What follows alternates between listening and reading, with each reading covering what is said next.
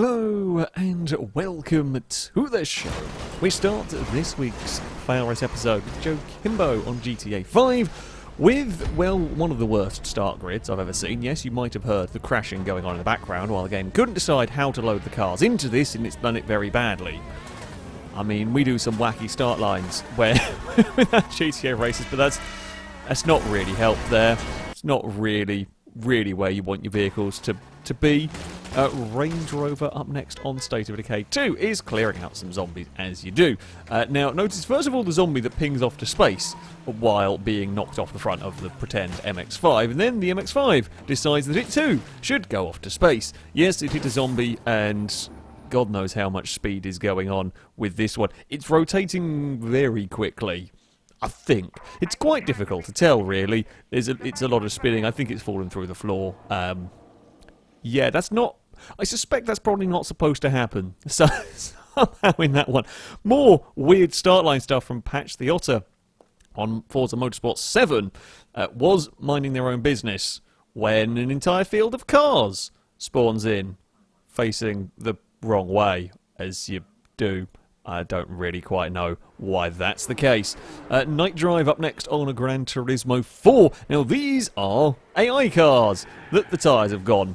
And, well, at Le Mans, quite high speed, tyres are gone, cars don't really turn anymore. Yeah, that's two Nissans and two of the Toyotas that have just gone for a massive spin. And the thing is, they get going, but the tyres are completely shot, so the next corner they arrive too fast and don't quite know how to deal with it. By the looks of it, the Sauber up ahead might have had a similar problem as well, because that looked like that was recovering onto the road. So, yeah, there have been... it's not a good time. Not a good time for them.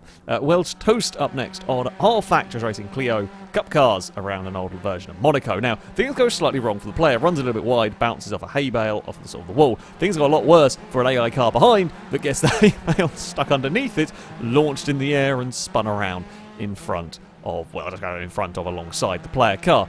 Yeah, that's a fairly sizable crash in that year. The hay bales go everywhere. The car ahead of us end up managing to climb over one. Almost gets a full front flip, not quite. Amazingly, I mean, it could have been a lot bigger a mess, pretty much there. It could have been an awful lot bigger a mess than that one, but there we go.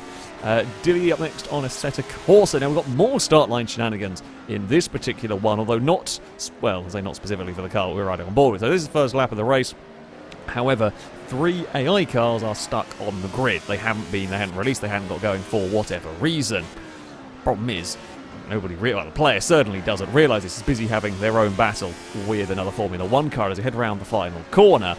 Looks to run a little bit wide, can't get the car back under control as everything is stopped to try and deal with the stricken cars as one of the 6-wheel Tyrrells gets launched around the place. Yeah, that's not quite what you want to come around a corner to find, really. That's a group of cars stuck on the ground. This is from kind of a replay camera. It's basically a player car's out wide on the grass, doesn't realise, can't get stopped in time to deal with any of that. The rest of the AI's kind of negotiated it okay. Don't know why there are some cars stuck on the grid, but apparently so. Made a bit of a mess of that race, as of course there has to be some bumping. You can't get past clean, there's got to be a little bit of bumping. And I think some cars got away. It wasn't, as Bez said, could have been much bigger a crash. Oh, we got to go very slow moving around. Gallium up next on Wreckfish has got a van and is bullying a lawnmower. Now, okay, often quite entertaining when you do such a thing, but should know by now, sometimes lawnmowers strike back. So it knocks the rider off the lawnmower. However, the lawnmower goes underneath the front of the van does a wheelie, physics get angry, van does a backflip through the air off towards the catch fence. Yes, your lawnmowers sometimes can, when I say defeat vans, can certainly cause the vans some serious issues. I've actually seen stuff get beached on lawnmowers as well, so be careful when playing with lawnmowers. Ladosaurus up next on Wreckfish, driving a figure of 8 race, just takes the lead when it is the faintest of touches. Now, I've done a lot of figure of 8 racing. That is one of the most sort of precise, delicate spins. I mean, it didn't lose all that much time. In the many ways things can go wrong in figure 8 racing, that is one of the not so bad. MCX Miles on Wreckfest. Now, I know what causes this glitch, but it's still very, very weird to see. Now, occasionally, when you load up to a multiplayer race, you don't quite load up properly with all the other cars, which means it looks like the car that we are following here is being bullied by ghosts. Yes.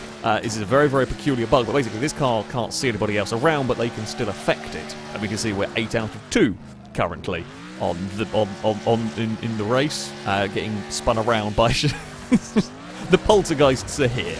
Basically, the one car that can be seen also has to give a little bit of a shunt as well. It's very difficult to try and rejoin safely /race/ or really do anything when you can't see any of the cars. And of course, on an oval, now we're going to go for a phantom roll. That's actually come back down without losing too much. Oh, we're going to go for a phantom roll the other way now, up against the wall. It's, yeah, quite difficult to deal with not being able to see anybody else in the race. That much is for sure, and there we go. Defeated by the ghosts. Vakanov on Just Cause 3 is running one of the time trials. Things going relatively well, however, a little bit too much speed over a crest, can't get the car turned, clonks off the side of a mountain. Now, it's a rather impressive stunt, and the car actually comes back down relatively well controlled. Runs through a field and then gets a new bonnet ornament.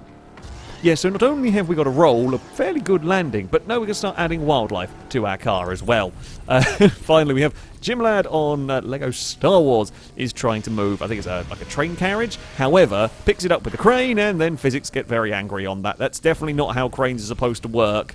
I mean, the Lego is well stuck together, I'll give them that, but that's, yeah, not quite how that one was supposed to go. A little while ago, we had a crane train related shenanigans on, I think, Just Cause 4. Not quite as ludicrous, didn't quite go as crazy, but also not a game you necessarily expect to see vehicles doing something really goofy. Anyway, that is going to be it for this week's episode. As ever, if you have clips you'd like to submit to this series, you can via our forums. There is a link in the description. At the very top of the page is the FailRace clip submission section, and there you can find all of the rules and how to submit them. That, though, is going to be it from me. Thank you very, very much for watching, and until next time, goodbye.